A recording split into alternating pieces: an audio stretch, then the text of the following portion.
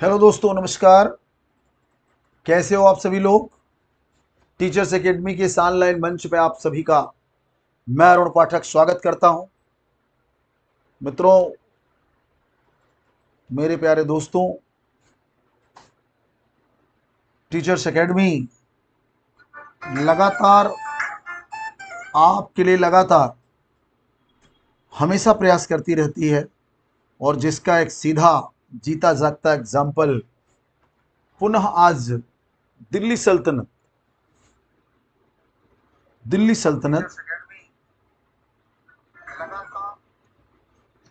दिल्ली सल्तनत से संबंधित महत्वपूर्ण 40 प्रश्न लेकर के मैं उपस्थित हुआ हूं। दोस्तों, हमारे यहाँ जो परंपरा रही है टॉपिक पढ़ाना और उसका अभ्यास कराना, यह उसी का एक परिणाम है।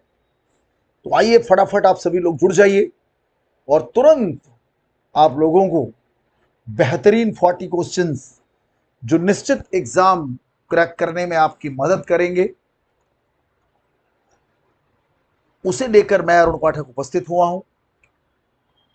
दोस्तों, किसी भी प्रकार के सहयोग के लिए टीचर्स एकेडमी के दिए गए नंबर 96289593392237 8318489291 पर आप संपर्क कर सकते हैं। तो दोस्तों, जैसा कि आपको पता है, किसी भी समय माध्यमिक शिक्षा आयोग तिथि की घोषणा कर सकता है। तो उसके लिए हम तैयारियां पूरी पुरजोर कराते हैं।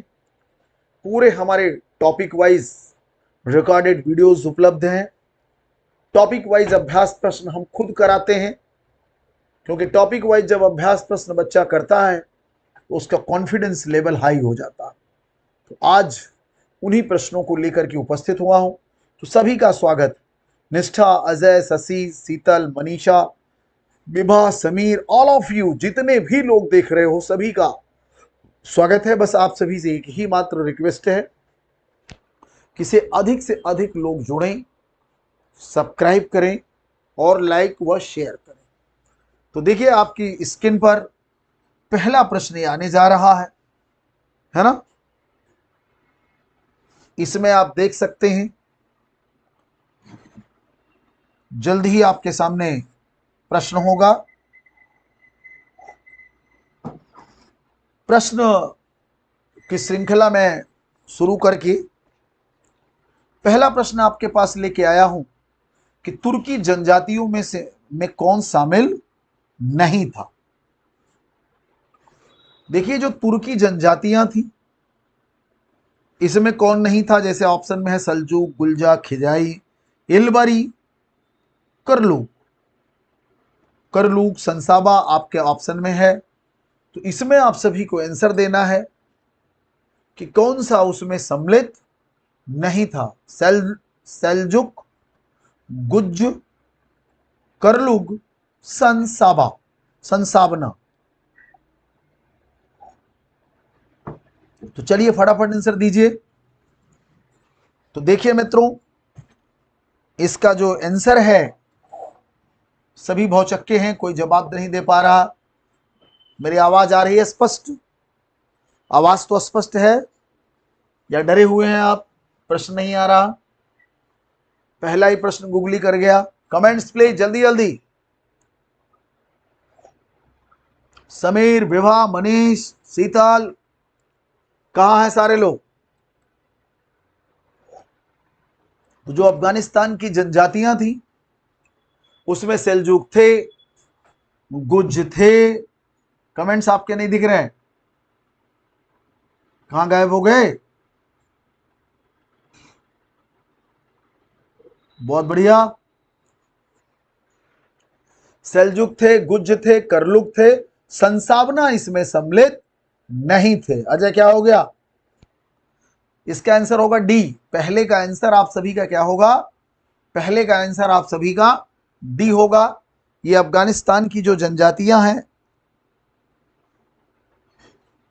इसमें मुख्यतः सल्जूक, गुज्जा, खिलाई, खिताई, इलबरी, करगुल, करलूग थे। करलू, है ना। अब आइए देखिए, चलिए नेक्स्ट प्रश्न। भारत पर आक्रमण करने वाला प्रथम तुर्क आक्रमणकारी कौन था? प्रथम तुर्क आक्रमणकारी कौन था? तो ऑप्शन में आपके है सुबुक्तगीन, खुश रहिए खुश रहिए, सुबुक्तगीन, अलप्तगीन, मोहम्मद बिन कासिम और महमूद गजनवी। खुश रहिए भाई खुश रहिए, सभी का स्वागत है हमारी इस क्लास में। बहुत बढ़िया, क्या जवाब आपके आ रहे हैं भाई, वेरी नाइस, वाह, सी जवाब आ रहे हैं, डी जवाब आ रहे हैं, आंसर सभी दो यार, तब मजा आएगा। जितने हो सभी आंसर दो और लाइक शेयर बढ़ाओ।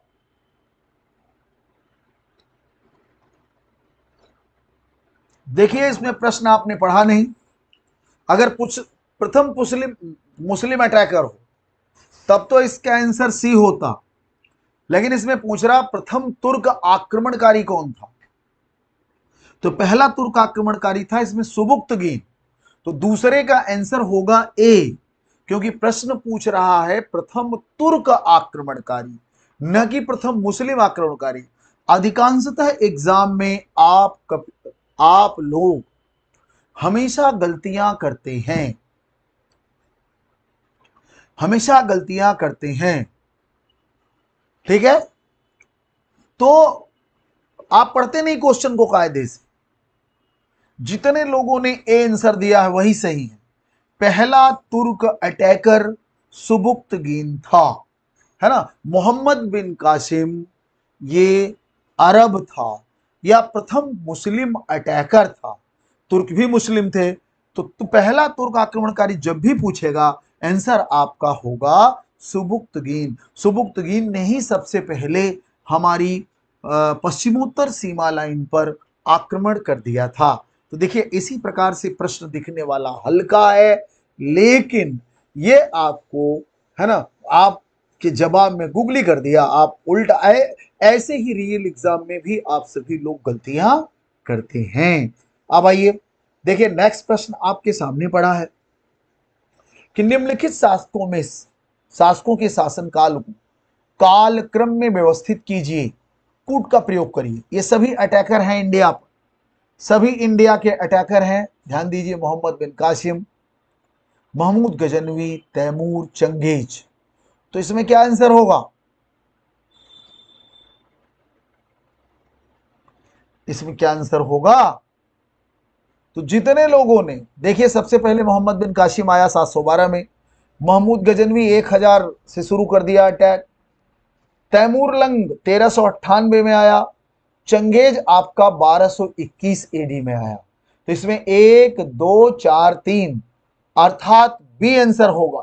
तो जितने लोगों ने बी आंसर दिया है सबका सही है ना, जितने भी लोगों ने बी आंसर दिया है सबका आंसर सही है, बी होगा एकदम राइट, 100% राइट। जिन लोगों ने बी किया वेरी गुड वेरी नाइस। इसी तरीके से लगातार प्रयास करिए, सारे के सारे लोगों को एक्टिव रहना है और बिल्कुल सही है, बी आंसर होगा। तो ऐसे ही देखिए बारीकियां सीखनी होंगी आपको और इसी तरीके से आप एग्जाम क्रैक कर पाएंगे, है ना। तो चलिए, तो नेक्स्ट प्रश्न, मुरुजुल जहाब का लेखक कौन था? अल मसूदी था, अल बरूनी था, अल उतबी था या हब्न हौकल था, है ना। कौन था इसमें? क्या जवाब आपके हैं बताइए फटाफट, है ना। तो ये अल मसूदी, अल बरूनी, अल उतबी या हब्न हौकल, इसमें कौन था? जल्दी से बताइए, फटाफट बताइए।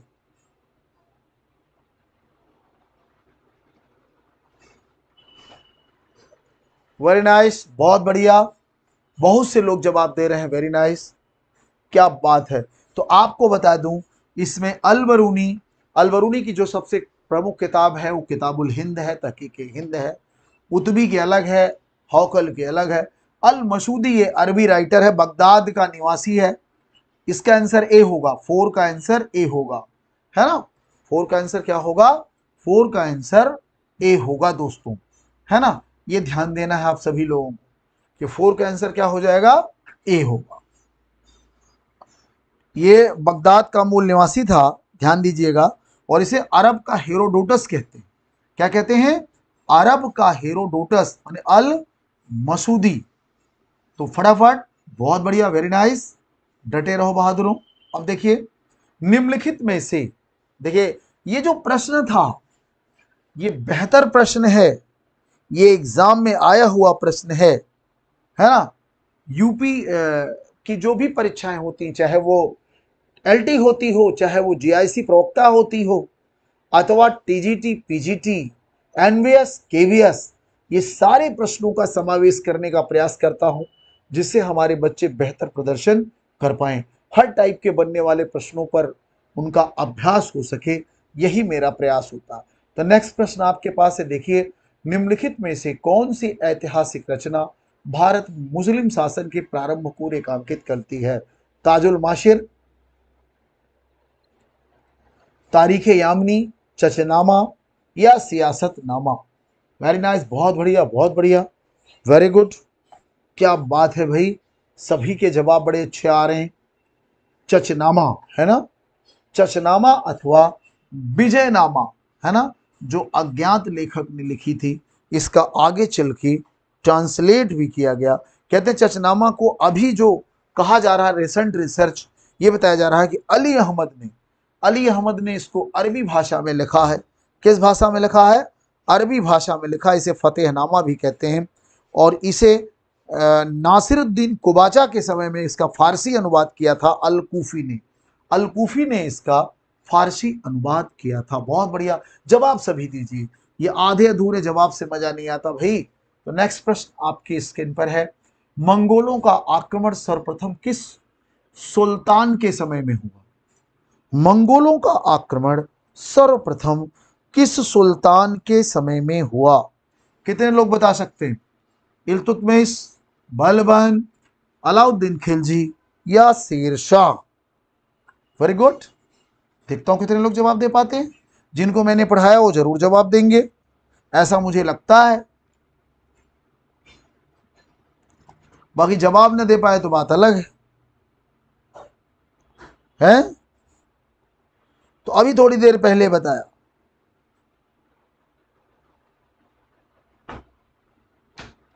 अभी थोड़ी देर पहले बताया कि मंगोलों का नेता चंगेज खां 1221 एडी में इल्तुतमिश के समय में आक्रमण किया था, है ना।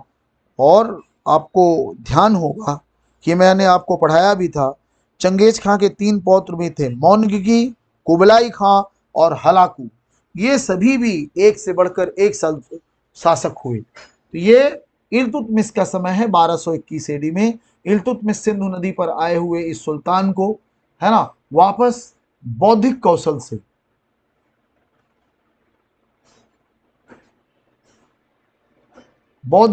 से इनको जो है वापस किया। भाई ज्ञान प्रकाश तिवारी जी कह रहे हैं कि आपको ग्रुप से हटा क्यों दिया गया? भैया ये काम संस्था करती है, मैं नहीं करता, है ना। संस्था को आप हो सकता है कि उचित रिकॉर्ड न दे पाए हूं अपने रजिस्ट्रेशन का, इसलिए संस्था आपको बाहर कर दी होगी। यदि आप अपना रिकॉर्ड प्रस्तुत कर देंगे, है ना, तो निश्चित रजिस्ट्रेशन का रिकॉर्ड, तो निश्चित आप पुनः इंटर हो जाएंगे। कोई भी इशू ऐसा नहीं है कि किसी बच्चे को पढ़ने से रोका जाए, ठीक है, तो कोई इशू जरूर रहा होगा, इसीलिए हमारी संस्थान इस प्रकार के निर्णय लेती है। तो आप निश्चिंत रहिए, यदि आपका डेटा सत्य पाया गया तो निश्चित आप पुनः एंट्री करेंगे। आइए नेक्स्ट प्रश्न आपकी स्क्रीन पर तुरंत आने वाला है, ध्यान दीजिएगा।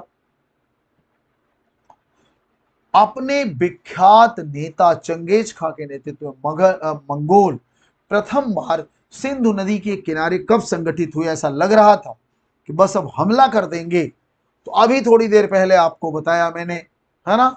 तो 1221, 1222, 1223, 1224 सभी के जवाब आने चाहिए। तो एकदम बहुत आसान प्रश्न है, हमने आपको अभी थोड़ी देर पहले आपको बताया, है ना। बहुत बढ़िया, जलालुद्दीन मांगबरनी ये ख्वारिज्म के सुल्तान का बेटा था, जो भागता हुआ दिल्ली में राजनीतिक शरण के लिए आया था, लेकिन इल्तुतमिश उसे कहते हुए कि आपके यहाँ की जलवायु आपके लिए बेहतर नहीं है, इसलिए आप यहाँ से वापस चले जाइए। अंततः कूटनीतिक उत्तर देकर अपनी सल्तनत को इसने बचा लिया। तो ध्यान से देखो भैया, और देखो तो लाइक शेयर बढ़ाए रहो भाई, तभी तो मजा आएगी और ज्यादा। अधिक से लगना चाहिए यार कि फटाफट फटाफट कम से कम सैकड़ों लोग जुड़ जाएं तब अच्छा लगता है पढ़ाने में। अभी देखो इतने ही कम लोग जुड़ पाए हो, जोड़ो फटाफट सबको। आइए, निम्नलिखित में से किसका पीछा करते हुए चंगेज खां सिंध नदी के तट पर आया था? तो अभी थोड़ी देर पहले चर्चा हुई नासिरुद्दीन कुबाजा का, जलालुद्दीन मांगबरनी का, एलदौज का या इल्तुतमिश का, है ना? ये आपको ध्यान रखना है, ठीक है? तो जलालुद्दीन मांगबरनी का, ये भी मैंने आपको बताया। ध्यान से देखो बेटा, जलालुद्दीन मांगबरनी ये चाहता था कि इल्तुतमिश के साथ गठबंधन करके चंगेज का सामना किया जाए, लेकिन यह भी जानता था इल्तुतमिश कि अभी चंगेज से लड़ने की मेरी हैसियत नहीं है, इसलिए उसने वापस उसे लौटा दिया, है ना? अब देखो नेक्स्ट प्रश्न आपके स्क्रीन पर है, शाह तुर्कान कौन थी? शाह तुर्कान कौन थी? बलबन की पत्नी, मुल्तान की गवर्नर, नासिरुद्दीन महमूद की पत्नी या रुकनुद्दीन फिरोज शाह की माता, है ना? बहुत बढ़िया दोस्तों, शाह तुर्कान एक विदुषी महिला, दिल्ली की पहली दिल्ली सल्तनत की पहली मुस्लिम महिला मानी जाती है, जिसने शासन सत्ता में हस्तक्षेप किया। बहुत ही विदुषी थी, है ना? हस्तक्षेप किया और पर्दे के पीछे से इसने पूरा शासन चलाने का प्रयास किया। इसका नकारा पुत्र नासिरुद्दीन महमूद, है ना? इसका नकारा जो पुत्र है वो नासिरुद्दीन महमूद था, और जो शासन को चला नहीं पा रहा था, इसीलिए इसीलिए इसकी वैल्यू, है ना, बढ़ गई शाह तुर्कान की। तो ये रुकनुद्दीन फिरोज शाह की माता थी। D answer. बहुत बढ़िया मेरे दोस्तों, क्या बात है, क्या आंसर दिया आप सभी ने। नेक्स्ट प्रश्न देखिए, 10वां, कौन सा सरदार हजार महदा या हजार मर्दा, हजार महदह या हजार मर्दा के नाम से जाना जाता था? तो कबीर खां, मलिक जमालुद्दीन याकूत, एतगीन या निजामुल मुल्क? जल्दी बताओ।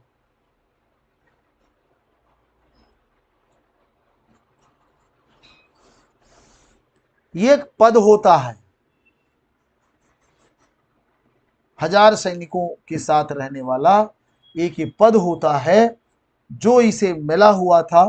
तो बहुत बढ़िया मेरे दोस्त, बहुत बढ़िया, बहुत बढ़िया जवाब आप सभी लोग दे रहे हैं, लेकिन दुखद यह है कि सभी गलत हैं, सब गलत हैं, ऑलमोस्ट सभी गलत हैं। इसमें कुछ के आंसर सही दिख रहे हैं। कबीर खां, कबीर खां सरदार था जिसे हजार मर्दा कहते थे। लाहौर में इसी ने सबसे पहले विद्रोह किया था। तो आंसर इसका क्या होगा? इसका आंसर होगा ए, कबीर खां। क्या आंसर होगा? कबीर खां। बहुत बढ़िया जवाब सभी ने दिया, वेरी गुड, बहुत अच्छा प्रयास किया, लेकिन अपने पूर्व अनुभव के आधार पर प्रयास किया, सभी बाउंसर मारे हैं, है ना? तो ये कबीर खां है। कौन है बेटा? कबीर खां, ठीक है? कबीर खां को इस पद पर नियुक्त किया गया था। 10वां का ए आंसर होगा। आज से रट्टा मार जाओ, अधिकांश ने गलतियां की हैं, ठीक है? अधिकांश बच्चों ने गलतियां की हैं, ठीक? अब देखिए, तो इस तरह के जो प्रश्न होते हैं, यदि आपने कर लिया, दीपिका कटारिया जी क्या हो गया? इस तरीके के प्रश्नों के उत्तर देकर आप निश्चित कई बच्चों से आगे चले जाते हैं, ठीक है? अब आपका नेक्स्ट जो प्रश्न है, निम्नलिखित में से किसको फारसी का होमर कहा जाता? फारसी का होमर, है ना? फारसी का होमर किसे कहेंगे भैया? उतबी को, फिरदौसी को, है? उतबी को, फिरदौसी को, अथवा अमीर खुसरो को, या अलबरूनी को? तो बहुत बढ़िया, बहुत बढ़िया, सारे लोगों के बहुत बेस्ट जवाब आ रहे हैं। क्या बात है, वेरी नाइस, बहुत बढ़िया, बिल्कुल फारसी का होमर या पूर्व का होमर फिरदौसी को कहा जाता है। बहुत बढ़िया, वेरी नाइस आंसर। नेक्स्ट प्रश्न देखिए, माने इस तरीके से जब आप जवाब देते हैं तो बहुत अच्छा रहता है। Very good, very nice. देखिए नेक्स्ट प्रश्न जो है आपके स्क्रीन पर पुनः आने जा रहा है, तो फारसी का होमर जो है। अगला प्रश्न देखिए, महमूद गजनवी का दरबारी इतिहासकार कौन था? महमूद गजनवी का दरबारी इतिहासकार कौन था? हसन निजामी, उतबी, फिरदौसी या फरिश्ता? दरबारी इतिहासकार किसे कहते हैं? बहुत बढ़िया, बहुत बढ़िया, क्या बात है भाई, बहुत अच्छा, बहुत अच्छा। जवाब दीजिए जल्दी जल्दी। बिल्कुल बिल्कुल, बहुत अच्छा, बिल्कुल सही, एकदम सही है। B answer, Utbi. उतबी, उतबी दरबारी इतिहासकार था और ये उसका सलाहकार भी था, सचिव भी था। ये भी आपको ध्यान रखना है। Very good, very nice. तो ये उतबी हो, फिरदौसी हो, अलबरूनी हो, है ना, तो ये बहुत बड़े बड़े ये कलाकार थे। माने इतिहासकारों की श्रेणी में ऐसे ऐसे व्यक्तित्व थे कि जो निश्चित ही उसकी शोभा को बढ़ाते थे। नेक्स्ट प्रश्न आपके पास से देख लीजिए आप फटाफट। महमूद गजनवी ने किस क्रम में भारत पर आक्रमण किया?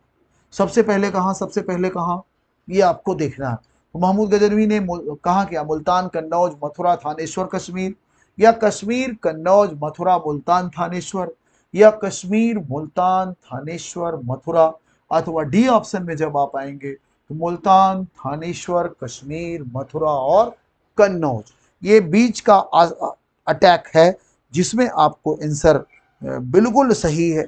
जिन लोगों ने, देखिए मुल्तान का अटैक इसका था 1004 का, थानेश्वर का 1014 का, और कश्मीर पर 1015 का, और कन्नौज आपको पता ही है कि इसने 1018 के आसपास किया था। तो इस सीक्वेंस की कड़ी में ये आपका डी आंसर होगा। डी, मुल्तान, थानेश्वर, कश्मीर, मथुरा और कन्नौज। तो 13 का आपका आंसर क्या हो जाएगा? डी होगा। Very nice. जितने लोगों ने डी जवाब दिया सबका आंसर सही है। Very good. नेक्स्ट प्रश्न देखिए, निम्नलिखित, देखिए नेक्स्ट प्रश्न आपके स्क्रीन पर आने जा रहा है, तुरंत तैयार रहिए आप सभी लोग। देखिए ये जो महमूद गजनवी के अटैक हैं, कुल 17 बार आक्रमण हुआ, ऐसा है ना लेनपूल कहता है कि कुल आक्रमणों की संख्या 17 है। हालांकि उनके पूरे नाम नहीं गिना पाता, कोशिश करता है वो, लेकिन पूरा नाम नहीं बता पाता। तो अब देखिए नेक्स्ट आपके स्क्रीन पर प्रश्न है कि निम्नलिखित में से किस चंदेल शासक ने महमूद गजनवी को संधि के लिए विवश किया? संधि के लिए मैंने 2 बार अटैक किया, फिर भी महमूद गजनवी उसे जीत नहीं पाया और अंततः मित्रता करने के लिए विवश हुआ। तो यह धंगदेव है, विद्याधर है, नन्नुक है, या इसमें से कोई नहीं? तो बहुत बढ़िया, आप सभी लोग बढ़िया जवाब दे रहे हैं। Very nice. बस थोड़ा सा ढीले पड़ गए हैं, शेयर लाइक कम हो जा रहा है। बहुत बढ़िया, वेरी नाइस, बिल्कुल सही है। विद्याधर, चंदेल शासक विद्याधर, ये तुर्कों का एक तरीके से दुश्मन था। बी, बहुत बढ़िया, वेरी नाइस, बहुत अच्छा आंसर है। नेक्स्ट प्रश्न आपके पास सीधा दिख गया। 1194 में चंदावर के युद्ध में मोहम्मद गोरी ने किस भारतीय शासक को पराजित किया था? पृथ्वीराज चौहान, जयचंद, भीमदूती या जयपाल? तो बहुत अच्छी बात है, आप सभी जानते ही हैं कि मोहम्मद गोरी का सहयोगी भारतीय शासक जयचंद था, जो कन्नौज का शासक था। ये तो मददगार था, लेकिन जब मोहम्मद गोरी दिल्ली पर काबिज हो गया 1192 के तराइन के द्वितीय युद्ध में, तो जयचंद ने अपना हिस्सा मांगा कि भाई अब तो हमें आप हमारी भूमि को सौंपे। तो तुरंत मोहम्मद गोरी उस पर भी अटैक करके उसे भी बीच से निकाल दिया। तो जयचंद पर आक्रमण किया था और अंततः उसकी हत्या भी कर दी। ठीक है ना?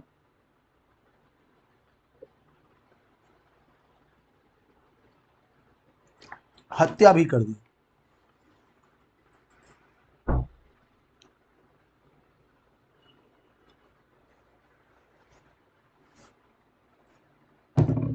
चलिए नेक्स्ट प्रश्न आपके सामने है, निम्नलिखित में से कौन मुइजुद्दीन मोहम्मद गोरी के विरुद्ध चंदावर की युद्ध में मारा गया? तो अभी आपका प्रश्न यही था, अभी आपका प्रश्न यही था, ठीक है। तो जयचंद होगा, चंदावर के बैटर, माने विभिन्न परीक्षाओं में अलग से प्रश्न पूछा गया था, ठीक है। तो मोहम्मद गोरी के विरुद्ध चंदावर के युद्ध में जयचंद मारा गया था, बी आंसर ये भी हो गया। अब देखिए नेक्स्ट प्रश्न आपकी स्क्रीन पर आ गया, झेलम नदी के तट पर महमूद गजनवी से पराजित होने वाला भारतीय राजा कौन था? विग्रहपाल, धर्मपाल, आनंदपाल अथवा विद्याधर? विग्रहपाल, आनंदपाल, धर्मपाल अथवा विद्याधर?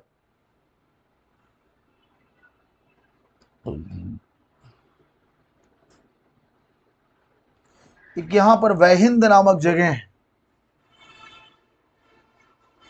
वैहिंद जगह है जहां पर महमूद गजनवी ने 1008-9 ईडी में अटैक करके, है ना, आनंदपाल को परास्त किया। जितने लोगों ने सी आंसर दिया, जितने लोगों के सी आंसर हैं सबके सही है, आनंदपाल, ठीक है। तो आनंदपाल एक बेहतर विकल्प है, बेहतर जवाब है भाई। देखिए धर्मपाल को भी हराया, आनंदपाल को, विग्रहपाल को, सबको हराया था, लेकिन इसमें पार्टिकुलर झेलम नदी के तट पर बात आ गई तो फिर इसमें आनंदपाल का आंसर आपका सही आंसर है, इसमें कोई दो राय नहीं।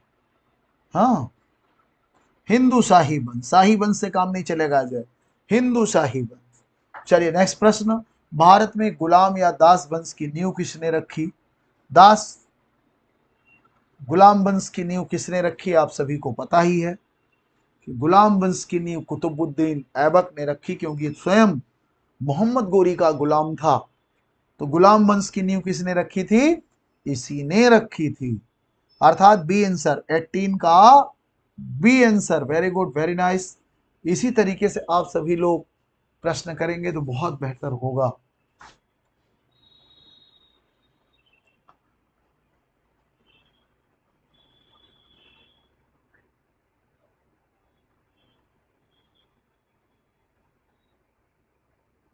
ठीक है दोस्तों, तो आइए नेक्स्ट प्रश्न आपके देखिए, प्रश्न नंबर 19, मोहम्मद गोरी की मृत्यु के पश्चात कुतुबुद्दीन ऐबक ने भारतीय प्रांतों पर शासन किया एवं एक राजवंश की स्थापना की। तो इससे भी आप क्लियर हैं, अभी थोड़ा प्रश्न घुमा कर आया था, ये दूसरी परीक्षाओं में प्रश्न पूछ लिया था, हैं? इस प्रश्न को दूसरी परीक्षाओं में पूछ लिया था, तो बिल्कुल सही है, गुलाम वंश है, इसमें कोई दो राय नहीं। आइए कुतुबुद्दीन ऐबक को, नेक्स्ट प्रश्न आपका बिल्कुल सही, सारे लोग 19 बी, बहुत बढ़िया आंसर। तो भाई सिंपल प्रश्न था लेकिन थोड़ा सा घुमा के आंसर दिया था, तो ये सिंपल प्रश्न भी गलत होने की आशंका बहुत ज्यादा बनी रहती है, इसलिए इस प्रकार के भी प्रश्नों का प्रयोग हम लोग अभ्यास में कराते रहते हैं। नेक्स्ट प्रश्न देखिए, नेक्स्ट प्रश्न आपकी स्क्रीन पर है, कुतुबुद्दीन ऐबक को दास्ता से मुक्ति कब मिली? एक बार बंद हो ही जाता है, रुक जाता है। चलो भाई, तो कुतुबुद्दीन ऐबक को दास्ता से मुक्ति कब मिली? 1206 में, 1207 में, 1208 में या 1210 में? कितने लोग बताएंगे दास्ता से मुक्ति कब मिली? शाबाश शाबाश, वाह क्या बात है। तो जितने लोगों ने सी आंसर दिया, ये कहते हैं कि कौन लेके आया था दास्ता से मुक्ति का पत्र? कौन लेकर के आया था? कितने लोग बता सकते हैं? कुतुबुद्दीन ऐबक की दास्ता से मुक्ति का पत्र लेकर कौन आया था गजनी से?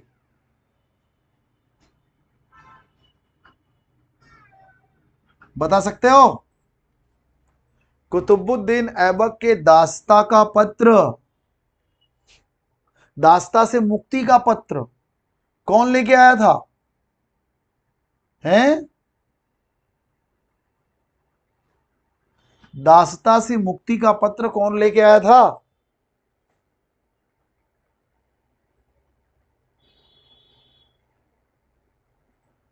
अरे मेरे प्रश्न का जवाब दोगे? बहुत बड़ा। कुतुबुद्दीन ने किस स्थान से शासन किया? लाहौर से, दिल्ली से, मुल्तान से, अजमेर से? घोरी का बेटा, क्या नाम था उसका? समीर कुमार। शाबाश। तो लाहौर से शासन किया था, बिल्कुल सही है। मैंने प्रश्न पूछा, दासता से मुक्ति का प्रमाण पत्र ऐबक का कौन लेके आया था? आगे लाइन पे ना बस यही तो सुनना है। तो मैं बता दूं, हसन निजामी, ताजुल मासिर के लेखक हसन निजामी भी ऐबक के दरबारी थे, और हसन निजामी दास्ता का पत्र लेकर के, दास्ता से मुक्ति का पत्र लेकर ऐबक के दरबार में पहुंचे थे। ठीक है दोस्तों, तो ऐसी समय समय पर जानकारियां मैं आपको देता रहूंगा, है ना।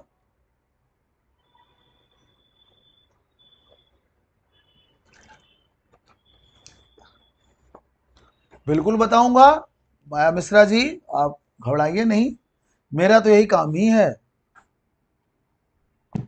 चलिए चलिए, नेक्स्ट प्रश्न आपके सामने है। सुल्तान कुतुबुद्दीन की राजधानी, अच्छा ये रिपीटेड हो गया, इसको हटाओ, लाहौर आंसर है इसका, ये प्रश्न रिपीटेड हो गया। आइए नेक्स्ट प्रश्न देखिए, बिल्कुल हटाइए, तो प्रश्न रिपीट हो गया थोड़ा सा। चलिए चलिए, नेक्स्ट प्रश्न आपके आने जा रहा है, हटाइए इसको। ठीक है, निम्नलिखित में से कौन सा शासक अपनी दानशीलता के कारण लाख बख्श के नाम से जाना जाता है? तो इसमें आप बताइए, ऐबक है, सुल्तान रजिया है, फिरोज शाह तुगलक है, शेर शाह है? तो बहुत बढ़िया दोस्तों, लाख बख्श, पील बख्श, हातिम द्वितीय, है ना, इन सारे नामों से, कुरान खां, ये सब ऐबक की उपाधियां थी। तो बहुत बढ़िया, वेरी नाइस। इसी तरीके से आप सभी लोग जुटे रहिए, बढ़िया से डटे रहिए। और दोस्तों, अभी तक यदि आप हमसे नहीं जुड़ पाए तो ये जान लीजिए कि मैं लगातार किस तरीके से प्रश्न कराता हूं। पहले तो पढ़ाता हूं, पूरा पढ़ाने के बाद फिर अभ्यास कराता हूं। अभी समय निश्चित, परीक्षा की डेट निर्धारित नहीं हुई है। यदि अभी आप जुड़ना चाहते हैं तो आपके लिए गोल्डन अवसर है, हमारा विजय पथ का बैच। इसमें होना क्या है कि आप अगर जुड़ते हैं तो आपको पूरा रिकॉर्डेड वीडियोस, नोट्स और live practice paper, live practice continue कराते रहेंगे एग्जाम तक। ये ऑफर है आप सभी के लिए जो अभी तक नहीं जुड़े। और जुड़ने के लिए इन नंबरों पर कॉल करिए अथवा मैसेज कर दीजिए व्हाट्सएप पर 9628959237, 8318489291 पर आप मैसेज कर सकते हैं। ठीक है दोस्तों, तो देखिए ध्यान से, नेक्स्ट प्रश्न आपके सामने है। नेक्स्ट प्रश्न, निम्नलिखित में से किसने कहा है भारत में मुस्लिम संप्रभुता का इतिहास वास्तव में इल्तुतमिश के शासनकाल से प्रारंभ होता है? तो इसमें देखिए, मोहम्मद अजीज, मोहम्मद हबीब, राम प्रसाद त्रिपाठी, खालिद अहमद निजामी। तो जितने बच्चों ने सी आंसर दिया सब सही है। ये आरपी त्रिपाठी साहब है।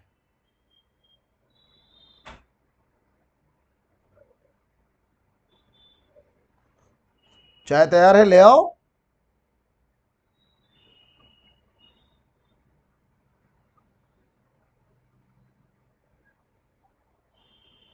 चाय तैयार है, ले आओ भाई।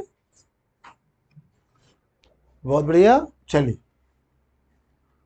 नेक्स्ट देखिए, नेक्स्ट प्रश्न पर आइए।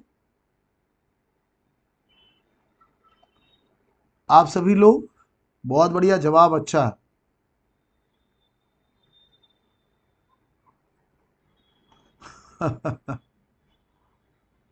बहुत बढ़िया, बहुत बढ़िया। तो बता दिया मैंने, आरपी त्रिपाठी। नेक्स्ट प्रश्न आप देखिए भाई, निम्नलिखित में से किसने दिल्ली को सल्तनत की राजधानी के रूप में स्थापित किया? दिल्ली को सल्तनत की राजधानी के रूप में स्थापित किया? ऐबक, इल्तुतमिश, रजिया सुल्तान या जलालुद्दीन खिलजी? बहुत बढ़िया आंसर सभी के आए भाई, कोई कंफ्यूजन किसी को नहीं थी, है ना? बहुत अच्छा, वेरी गुड। अब देखिए नेक्स्ट प्रश्न आएगा आपके स्क्रीन पर, और जरा आगे बढ़िए फटाफट। तो बिल्कुल, दिल्ली को राजधानी के रूप में स्थापित किया। वास्तविक संस्थापक इसीलिए इल्तुतमिश को कहते हैं कि दिल्ली सल्तनत का वास्तविक संस्थापक वास्तव में इल्तुतमिश है, और उसे खलीफा की मान्यता भी मिली, है ना? तो नेक्स्ट प्रश्न आपके पास है, निम्नलिखित में से कौन रात्रि में अपना अधिकांश समय प्रार्थना एवं चिंतन में व्यतीत करता था? प्रार्थना एवं चिंतन में व्यतीत करता था अधिकांश समय।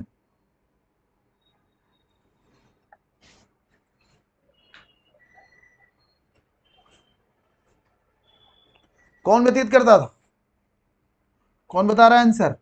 ऐबक, इल्तुतमिश, रुकनुद्दीन या बलबन? हैं? तो जिसने भी प्रीवियस ईयर प्रश्न पढ़े होंगे वो निश्चित जवाब देगा। बहुत बढ़िया जवाब है, यूपीजीआईसी प्रवक्ता में पूछा गया प्रश्न था ये। तो ये बिल्कुल सही है, इल्तुतमिश। कौन है? इल्तुतमिश। शाबाश, वेरी नाइस। इसी तरीके माने इल्तुतमिश के बारे में जाना जाता है कि यह बहुत सूफी संतों का बड़ा सम्मान करता था। बहाउद्दीन जकारिया को तो पिताजी कहकर बुलाता था। क्या कहता था? पिताजी। ठीक।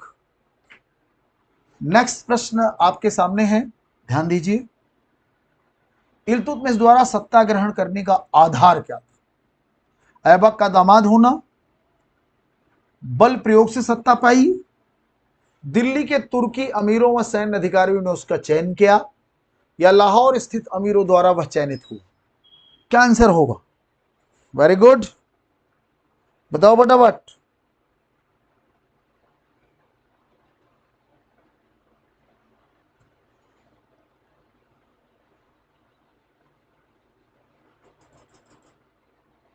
जल्दी बोलो।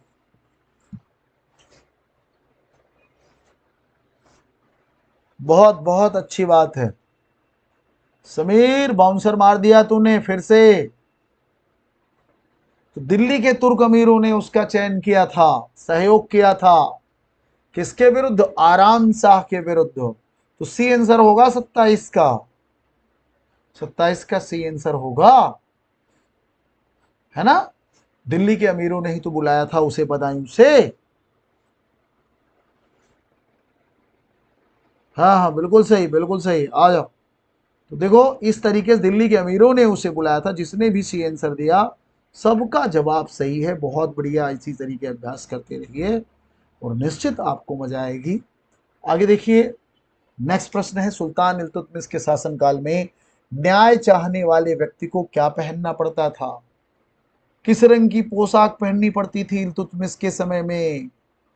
लाल पोशाक, काली पोशाक, सफेद पोशाक, क्या पहननी पड़ती थी न्याय चाहने वालों को?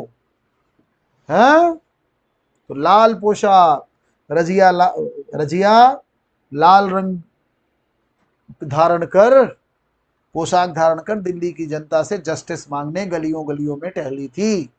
और देखते ही देखते लगभग 20,000 दिल्ली की जनता उसके साथ खड़ी हो गई, और दिल्ली की सेना भी आ गई।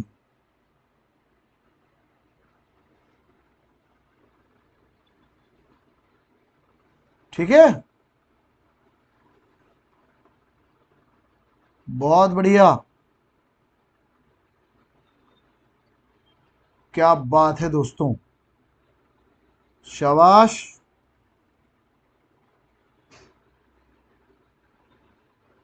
Very nice. नेक्स्ट प्रश्न आपके सामने है, 1258 में किस मंगोल नेता ने खिलाफत को नष्ट करते हुए खलीफा की हत्या कर दी थी? हलाकू, चंगेज खां, तैमूर या इसमें से कोई नहीं? हलाकू, चंगेज खां, तैमूर, अथवा इसमें से कोई नहीं। क्या बात है भाई, तो सभी के जवाब आ रहे हैं खटाखट। बहुत बढ़िया, बहुत बढ़िया, वेरी नाइस, बहुत अच्छा, बिल्कुल सही है। हलाकू ने जो है उसकी हत्या कर, है ना, खलीफा का सिस्टम ही समाप्त करने का प्रयास किया। हलाकू, है ना, फारस के शासक हलाकू ने अंतिम अब्बासी खलीफा अल मुस्तमिस अल मुस्तमिस की हत्या कर दी थी, है ना, ठीक है, 1258। आइए नेक्स्ट प्रश्न। चांदी का टका और तांबे का जीतल किसने चलाया? शुद्ध अरबी सिक्के। शुद्ध अरबी सिक्कों की देन कुतुबुद्दीन ऐबक, इल्तुतमिश, बलबन, अलाउद्दीन खिलजी, इसमें से कौन था? है ना, चांदी का टका और तांबे का जीतल, बिल्कुल सही, इल्तुतमिश शुद्ध अरबी सिक्के चलाने के लिए, है ना, यह जाना जाता है। तो शुद्ध अरबी सिक्के किसने चलाए? सर्वप्रथम बार इल्तुतमिश ने चलाए थे। बहुत बढ़िया,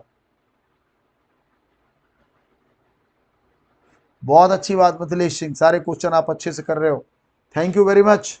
मिथिलेश ने कहा सर आपने क्लास में पढ़ाया है इतने अच्छे से कि सब जवाब दे ले, बहुत बढ़िया, धन्यवाद। चलिए वेरी नाइस। अगला प्रश्न गुलाम, देखिए अभी ये दूसरा प्रश्न है, वही वाला है ना, कि भाई गुलाम मस्त के किस सुल्तान ने शुद्ध अरबी सिक्के चलाए? तो अभी मैंने आपको बता ही दिया कि इल्तुतमिश है। तो ये प्रश्न वही है, थोड़ा सा घूमकर दूसरी परीक्षाओं में आया था, इसलिए इस प्रकार से इसमें प्रश्न हमने इसको भी दे दिया कि यह भी प्रवृत्ति है प्रश्नों की, इसको आप जानिए, है ना। हाँ, भाषा अलग है अजय, बता मत रिपीटेड। चलो आगे देखो, अगला प्रश्न आपकी स्क्रीन पर पुनः है। बलबन का जन्म तुर्कों के किस संप्रदाय में हुआ था? बलबन का जन्म तुर्कों के किस संप्रदाय में हुआ था? इलवरी, खिफाई, गुज या करलुक, है ना। तो जैसा कि आप सभी को मैंने पहले भी बताया था कि बलबन इलवरी जनजाति का तुर्क था, इसमें कोई दो राय नहीं। तो प्रश्न कैसे लगे, क्या आपके लिए बेहतर है? थोड़ा आपके अनुभव भी चाहिए, तो ये भी बीच में कमेंट्स होते रहें। और बार बार कहूँगा कि न्यू बैचेस उसी तरीके से स्टार्ट हैं, हमारे यहाँ फिर से आपका स्वागत है, जुड़ सकते हैं, ठीक है। तो नेक्स्ट प्रश्न आपके सामने आ रहा है, आप सभी तब तक अपने कमेंट्स लिख दें।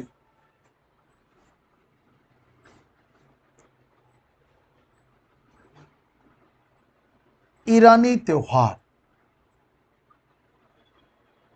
ईरानी त्योहार नवरोज का प्रचलन, नवरोज है क्या? न्यू ईयर,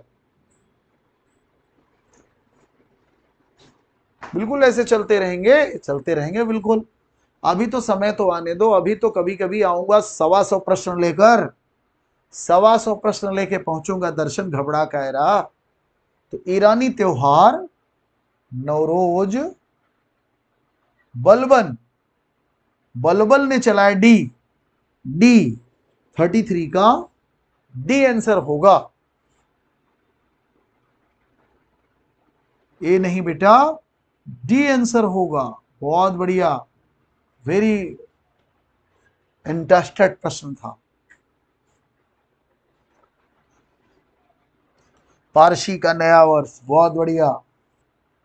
चलिए, तो नेक्स्ट प्रश्न आपके सामने आ रहा है, बहुत बढ़िया। देखिए बलबन अपने आप में बड़ा ही महत्वाकांक्षी व्यक्ति था, और उसने सत्ता पर चालाकी से, खुफिया, बर्नी इसको खुफिया कातिल कहते हुए, कहता है कि इसने गुपचुप तरीके से सारे चुनौतीकर्ताओं को मरवा दिया। तो देखिए नेक्स्ट प्रश्न, जिल अल्लाह जो राज्याधिकार संबंधी अवधारणा है, जिल अल्लाह, जिले अल्लाह या जिल अल्लाह, है ना, माने ईश्वर की परछाई, जिले अल्लाह क्या है? ईश्वर की परछाई। ये सिद्धांत फारसी नहीं, दैवी सिद्धांत इसे कहा जाता। दैवी सिद्धांत का सहारा लिया कि सुल्तान का पद राजत्व से कहते हो, नियाबते खुदाई है, और सुल्तान जो है परछाई है, जिले अल्लाह ही। ठीक है, तो बलबन है, इसके पीछे कौन है? बलबन है। आइए, तो ये बहुत बढ़िया, ईश्वर की छाया या परछाई। तो बलबन बहुत बड़ा खिलाड़ी था। हसन निजामी, इसको अभिनेता कहते हैं। देखिए, अभी थोड़ी देर पहले जो तुरंत बताया कि दूसरा कॉन्सेप्ट था राजत्व ने, नायब खुदाई ने, यह मिसप्रिंटिंग हो गई, नियाबते खुदाई होना चाहिए। नियाबते खुदाई, नायब खुदाई नहीं बल्कि नियाबते खुदाई, माने ईश्वर का वरदान या आशीर्वाद। ये आपका आंसर हो जाएगा बलबन, है ना। नेक्स्ट प्रश्न देखिए, तो बलबन होगा नियाबते खुदाई, अर्थात ईश्वर का वरदान है राजत्व, ये सामान्य पद न होकर ऐसा आगे कौन किया? किसने सत्ता में दैवी सिद्धांत का आगे सहारा लिया था?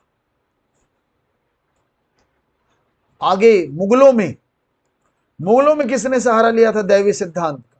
वर्तमान में मत बताना, हमने उस दिन पढ़ाई थी क्लास में, है ना। मुगलों में किसने सहारा लिया था? चलिए, नेक्स्ट प्रश्न भी आपके सामने आ गया। अमीर हाजिब के पद पर रजिया ने किसे नियुक्त किया था? अमीर हाजिब, दरबारी शिष्टाचार का प्रमुख किसे बनाया?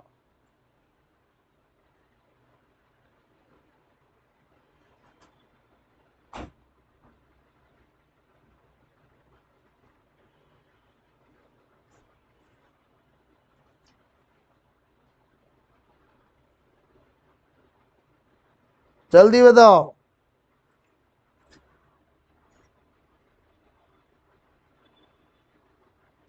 दरबारी शिष्टाचार का प्रमुख किसको बनाया?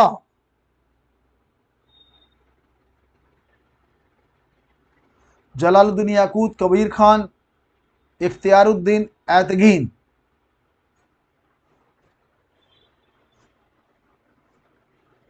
बहुत बढ़िया, बहुत बढ़िया। तो इख्तियारुद्दीन याकूत नहीं बल्कि इख्तियारुद्दीन ऐतगीन को बनाया था। जितने लोगों ने सी आंसर दिया है सबका आंसर सही। हमने आप सभी से प्रश्न किया कि मध्यकाल में, मुगल काल में कौन दैवी सिद्धांत का सहारा लिया था? किसी के जवाब नहीं है। चलिए बताऊंगा मैं, पढ़ेंगे आप सभी, जवाब आएगा आपका, है ना। तो मुगल काल में कौन सा ऐसा शासक था जिसने दैवीय सिद्धांत का सहारा लिया था? फटाफट बताइए, देखता हूं कितने लोग बता पाते हैं। बता तो कोई नहीं पाएगा, हमको तो लग रहा। समीर, क्या कहा था उसने? अकबर, क्या कहा था? बीनू सिंह, आप भी बताइए, अकबर क्या कहा था? अकबर को अबुल फजल ने फर्रेजदी कहा।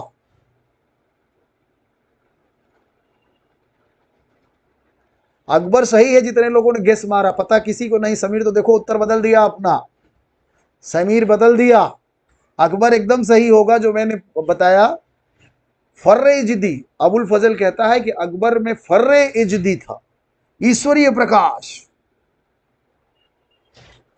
चलिए बताना, ये तो रजिया होगा। ये प्रश्न दिल्ली सल्तनत कहती है, तो बहुत आसान प्रश्न था, बस अभ्यास के लिए दे दिया मैंने, अभ्यास के लिए दे दिया। जो मैं प्रश्न पूछा था आपसे, आपके लिए बहुत गुणवत्ता युक्त प्रश्न है, वो भी बहुत जबरदस्त प्रश्न है कि दैवीय सिद्धांत का किस मुगल शासक ने सहारा लिया। तो अबुल फजल ने लिखा कि बादशाह अकबर में फर्रे इजदी था, ईश्वरीय प्रकाश या सूर्य का प्रकाश था। तो ये भी आपको ध्यान रखना होगा, ठीक है ना। चलिए, तुक्का सही हुआ, मैं जान रहा हूं बेटे। समीर तो पलट गया आंसर ही। मैं जान रहा था वास्तविकता नहीं पता थी किसी को, इसीलिए मैंने उसको कायदे से बताया डिफाइन करके, फर्रे जिदी कहता। चलो नेक्स्ट प्रश्न देख लीजिए। तो ये आज के बाद नहीं भूलेंगे आप सभी लोग, फर्रे इजदी ईश्वरीय प्रकाश का सुल्तान बादशाह में फर्रे इजदी है, ईश्वरीय प्रकाश है। तो ये आपके लिए हवा पानी सबका संतुलन है, पंच तत्व से बना है अकबर जी। दो बिल्कुल, दोनों दोनों डाला। अच्छा बेटा समीर, तुम्हें सब पता था, तुमको तो पूरी पहले हिस्ट्री ही पता थी। मैं तो जानता हूं तुम्हें ना, कि तुमको तो पूरी पहले हिस्ट्री ही पता थी। तू तो पहले यही कहता था, बाद में ठंडा हुआ। चलो आगे देखो।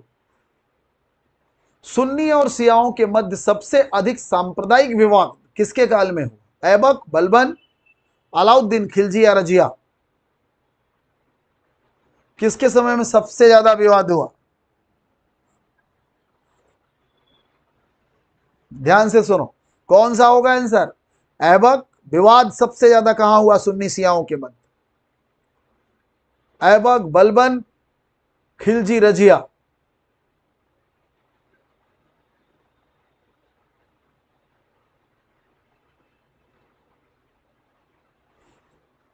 Very nice. देखिए ऐबक के समय में किसी की हिम्मत नहीं थी क्योंकि शुरुआत, बलबन खूंखार था ही, उसके समय में कौन कर पाएगा?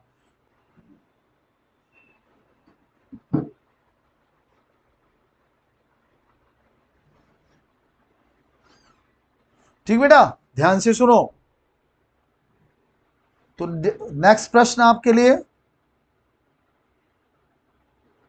देखिए सुन्नी और शियाओं वाला आपने क्लियर कर लिया।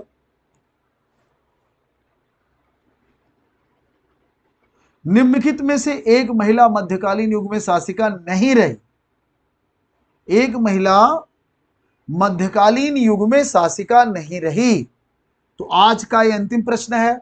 और आप सभी लोगों को, जैसा कि मैंने बार बार कहा, कि यदि आप अभी नहीं जुड़े तो फटाफट जुड़ जाइए। किसी भी सहायता के लिए हमारे दिए गए नंबर 9628959237 पर जुड़ सकते हैं और लाभ ले सकते हैं। बताया तो समीर, रजिया होगा। दिए गए नंबरों पर आप संपर्क कर सकते हैं। देखिए रजिया सुल्तान, रानी रुद्रांबा, ताराबाई, ये सब शासिका थी। बस रोशन आरा, जे जहां औरंगजेब की पुत्री थी, रोशन आरा, जहां आरा, ये सब औरंगजेब की पुत्रियां थी। तो डी आंसर होगा। ठीक है दोस्तों, तो प्रश्न कैसा लगा फटाफट कमेंट करिए जल्दी जल्दी। और यदि आपको वीडियो सही लगी तो आप निश्चित इसे अधिक से अधिक संख्या में आगे बढ़ाएंगे। फटाफट किसी को और कुछ जानना है, अब आप अपनी बातें कह सकते हो और फटाफट मैं उसका जवाब दूंगा तुरंत। किसी को किसी भी प्रकार की बात और करनी हो, कोई भी बात कहनी हो, तो अपने मन की बात अब कह सकता है तुरंत।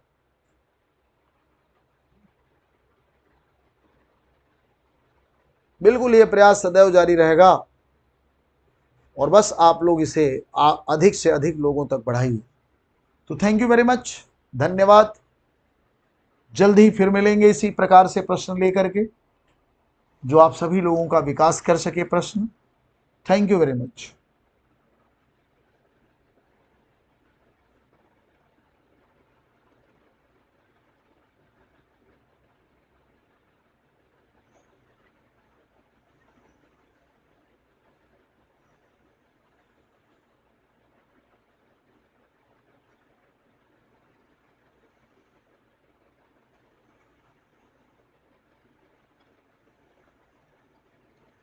अच्छा समीर कह रहा है सर अच्छी लगी क्लास।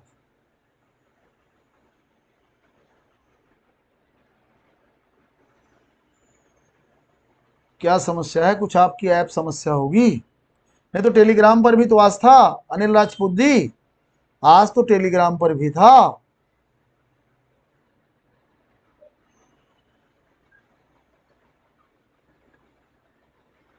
तो आज तो पब्लिक क्लास थी ना, ऐप पर तो जाएगी नहीं, पब्लिक क्लास है।